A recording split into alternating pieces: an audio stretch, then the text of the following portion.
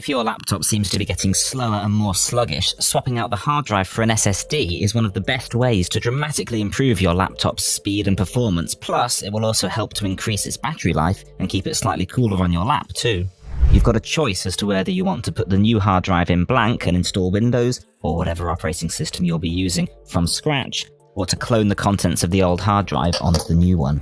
If you want a fresh, clean Windows installation though, before you proceed you'll need to make a bootable USB installation drive for Windows. If you don't need to do this, you can skip ahead to the next step. You'll need a USB flash drive that's at least 8GB in size, and I've put a link in the video description which takes you to the Microsoft website where you can select the version of Windows 10 in this case. Then under Create Windows 10 Installation Media, you can click Download Tool Now.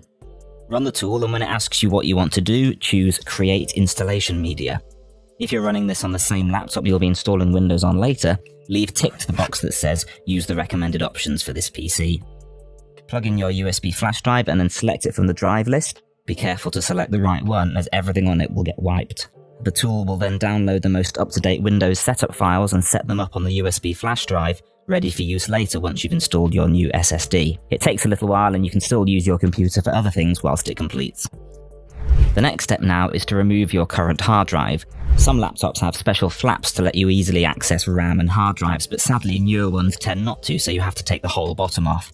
This doesn't mean it's impossible, but it does make it slightly more complicated and potentially daunting to open up the whole machine, but don't worry, these steps will guide you through and you'll see how easy it can be. The exact procedure from here on in varies from laptop to laptop, so yours might be quite different from this, but the general concepts are all the same. Remove all the screws and place them to one side, being careful not to let any roll away and get lost. Be sure to pay attention to where each screw came from if, on your laptop, some are different lengths. Fortunately on this one they all seem to be the same length. You may well find screws hidden underneath the soft little feet in the corner, so you'll have to peel them away to reveal the extra screws underneath. With all the screws removed, use a plastic pick to gently pry apart the laptop at the edges. Take your time and gently run along to unclip the plastic clips underneath, being careful not to snap them. Once it's loose, take off the lid to reveal the inner workings of the laptop. This is the hard drive here. SATA hard drives have two connections running to them for power and data, but it's quite common, like on this laptop here, for a separate little circuit board, sometimes called a daughter board, to connect to them both and then use one combined connection back to the computer's main motherboard. So in this case, it's just this flap here we need to lever up carefully to disconnect the hard drive.